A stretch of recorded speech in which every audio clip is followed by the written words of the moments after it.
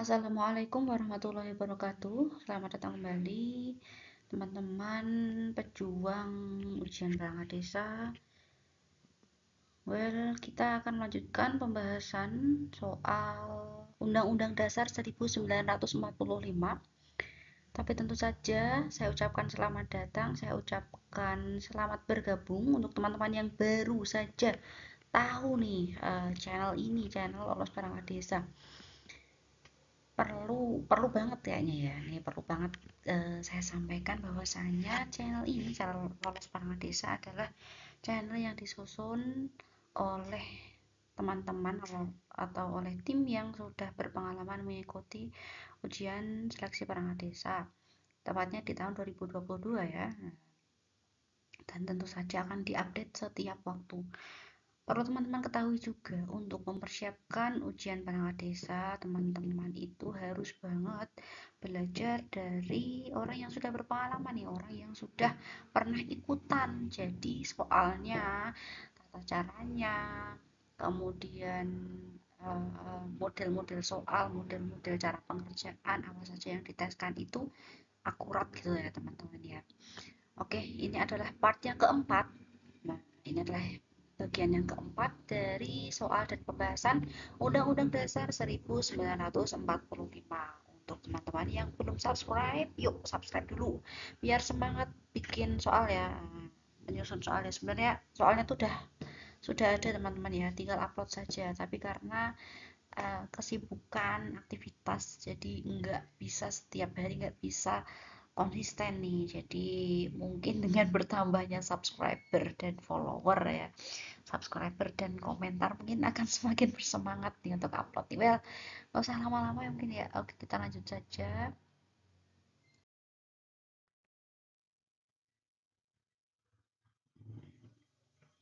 ke soal yang pertama.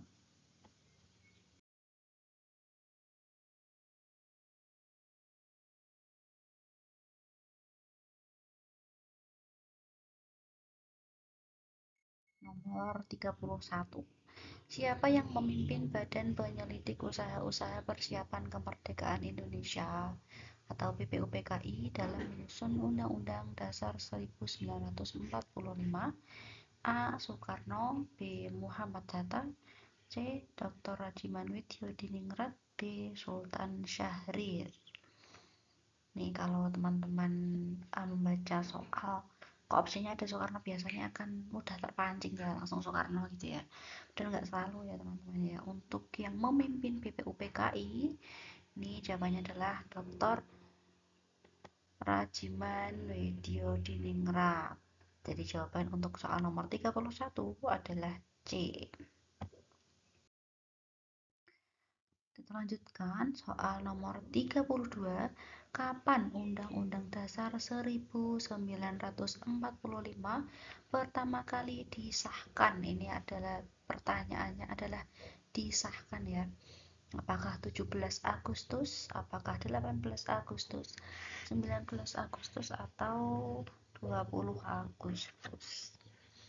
Jadi kalau disahkan, sahnya itu ada di tanggal 18 Agustus 1945.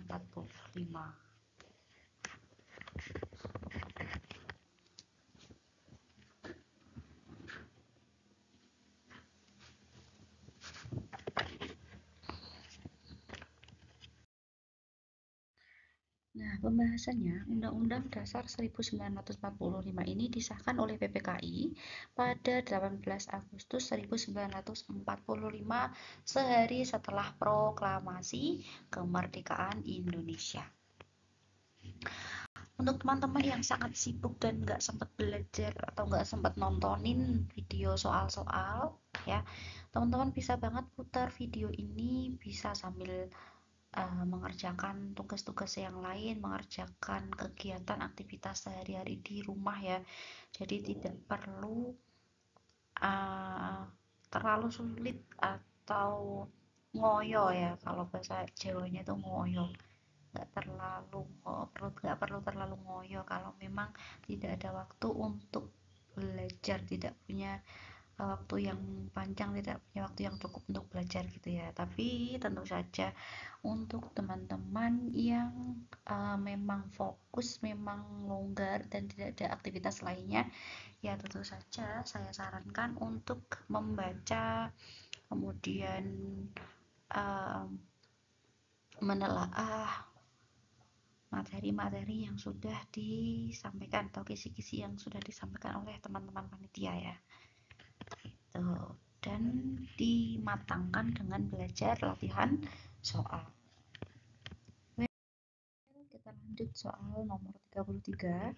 Siapakah yang pertama kali mengusulkan konsep dasar negara yang dikenal dengan Pancasila? A. Muhammad Hatta, B. Supomo, C. Soekarno, D. Ahmad Subarjo. Nah, ini pertanyaan yang sangat umum ya, dan teman-teman tentu saja tahu jawabannya adalah Soekarno. Yang pertama kali mengusulkan konsep dasar negara yang kita kenal dengan Pancasila adalah Soekarno. Gitu ya, dalam sidang BPUPKI tanggal 1 Juni 1945, konsep dasar negara ini diusulkan oleh Soekarno.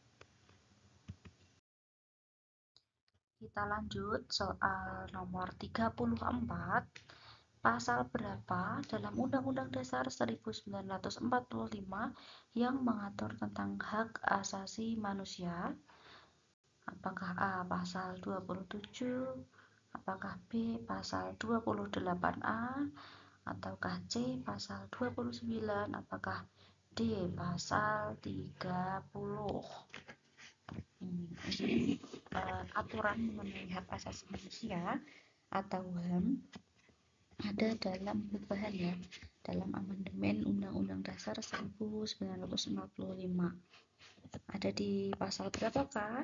Jawabannya, ini teman-teman perlu banget ketahui ya. Jadi pasal 28A atau opsi B 28A, teman-teman perlu ingat-ingat, ini sering keluar ya, mengatur mengenai hak asasi manusia. Ada dalam pasal 28A hingga 28J. Oke, soal selanjutnya nomor 35. Apa yang menjadi dasar hukum Indonesia menurut Undang-Undang Dasar 1945? Apakah A. Demokrasi, B. Pancasila, C. Undang-Undang, D. Konstitusi? Ya, dasar hukum Indonesia menurut Undang-Undang Dasar. Jawabannya apakah demokrasi, apakah Pancasila, apakah undang-undang, apakah konstitusi? Yang paling tepat adalah Pancasila. Jadi dasar hukum Indonesia ya, itu berdasarkan Pancasila. Tercantum dalam pembukaan ya. Jadi dalam pembukaan Undang-Undang Dasar 1945 ini menyatakan bahwa Pancasila merupakan dasar negara Indonesia. Lalu kita lanjut soal nomor 36 di pembahasan mengenai Undang-Undang Dasar 1945. Siapakah yang memiliki kewenangan untuk mengubah Undang-Undang Dasar 1945? Apakah A. Presiden, apakah DPR, apakah MPR, ataukah Mahkamah Konstitusi? Kalau teman-teman sudah membaca Undang-Undang Dasar 1945 yang paling baru, yang setelah amandemen, pasti teman-teman ketahui ya, di pasal akhir-akhir ya, pasal terakhir itu ada bab mengenai perubahan Undang-Undang Dasar, bahwasanya MPR ya, MPR itu memiliki kewenangan untuk mengubah Undang-Undang Dasar 1945, tentu saja dengan berbagai ketentuan. Jadi untuk pembahasannya, MPR ini memiliki kewenangan untuk mengubah Undang-Undang Dasar 1945 sesuai dengan pasal 37. Nomor 37, Amandemen Undang-Undang Dasar 1945 dilakukan pertama kali pada tahun berapa? Apakah A. 1998 ataukah B. 1999, apakah C. 2000 ataukah D. 2001? Jadi amandemen Undang-Undang Dasar itu kan sudah dilakukan beberapa kali ya teman-teman ya. Nah, amandemen yang pertama itu dilakukan pada tahun berapa? Jawabannya adalah yang B, yakni tahun 1999, yakni masa setelah reformasi. Soal nomor 38, apa yang diatur dalam pasal 1 Undang-Undang Dasar 1945? A. Bentuk negara dan kedaulatan rakyat. B. Hak dan kewajiban warga negara. C. Pemerintahan daerah. D. Pertahanan dan keamanan. Ini jawabannya sangat mudah ya. Untuk soal nomor 38, yang diatur dalam pasal 1 Undang-Undang Dasar 1945 adalah bentuk negara dan kedaulatan rakyat. Dan sebelum saya lanjutkan, tentu saja channel ini sangat menerima masukan ya, kritik, masukan, saran, pebetulan.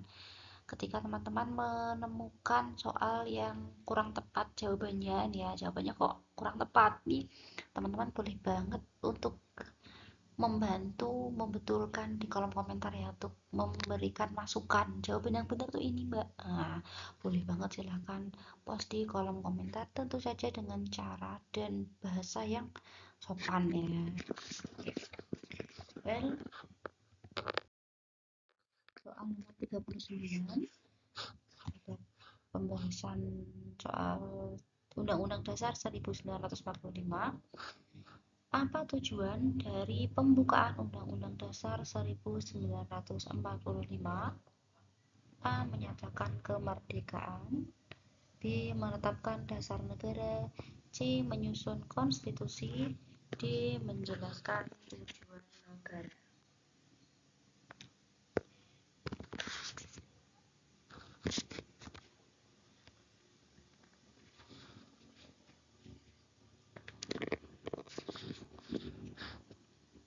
Jawaban yang paling tepat untuk soal nomor 39 adalah yang D, yakni menjelaskan tujuan negara.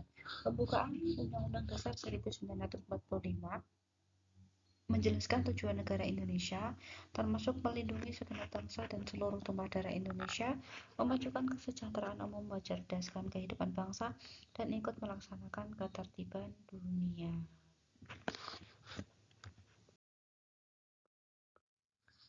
Soal nomor 40, pasal berapa dalam Undang-Undang Dasar 1945 yang mengatur tentang kewenangan DPR? A. Pasal 19, B. Pasal 20, C. Pasal 21, D. Pasal 22. Oke, yang mengatur mengenai kewenangan DPR adalah B. Pasal 20. Pasal 20 Undang-Undang Dasar 1945 mengatur mengenai kewenangan DPR dalam bidang legislasi. Soal nomor 41, siapakah yang bertugas mengawasi pelaksanaan Undang-Undang Dasar 1945? Apakah Presiden, apakah DPR, ataukah MPR, apakah Mahkamah Konstitusi? Jawabannya adalah D, yakni Mahkamah Konstitusi.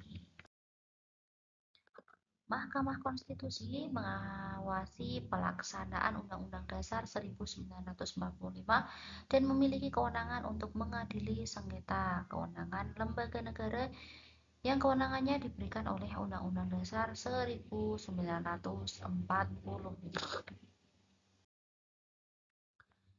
Soal selanjutnya, soal nomor 42. Pasal berapa dalam Undang-Undang Dasar 1945 yang mengatur tentang pendidikan? Apakah A. Pasal 30, B. Pasal 31, C. Pasal 32, D. Pasal 33. Jawaban yang paling tepat adalah B, yakni pasal 31. Pasal 31 Undang-Undang Dasar 1945 mengatur tentang hak dan kewajiban setiap warga negara untuk mendapatkan pendidikan. Kita lanjutkan soal nomor 43. Bagaimana mekanisme pemilihan presiden menurut Undang-Undang Dasar 1945? A. Dipilih oleh DPR, B. Dipilih oleh MPR, C. Dipilih oleh rakyat secara langsung, D. Dipilih oleh DPD. Ini sangat mudah ya teman-teman ya, karena kita melaksanakannya 5 tahun sekali ya. Jadi ini intermezzo aja, liburan ya, soal liburan ya. Jadi pemilihan presiden menurut Undang-Undang Dasar 1945 adalah dipilih oleh rakyat secara langsung.